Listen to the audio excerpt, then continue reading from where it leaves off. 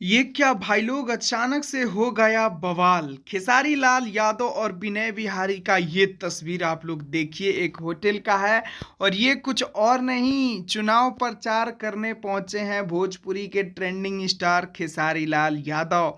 तो कहां पहुंचे हैं विनय बिहारी के साथ, कहां पहुंच सकते हैं, ये चीज़ तो आप लोग इस वीडियो को देख के ही अंदाज़ा लगा ही सकते हैं।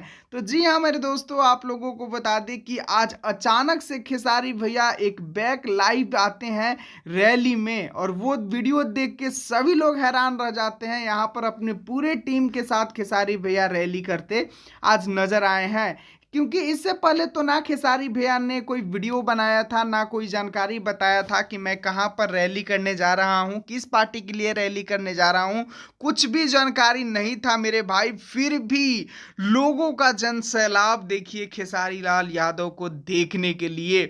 यहाँ पर आप लोग देख सकते हैं कि खेसारी भैया ने अचानक से रैली में पहुंचे हैं, लेकिन फिर भी लोगों का जन सैलाब एकदम उमड़ पड़ा है, क्योंकि ट्रेंडिंग स्टार का जलवा है मेरे भाई। अगर यही चीज अगर खेसारी भैया बताकर वहां पर जाते ना, तो ये जो रोड में खचाम खच भीड़ में एक आध कदम खाली भी दिख रहा है, वो भी भरा हुआ आप लोगों को दिखता।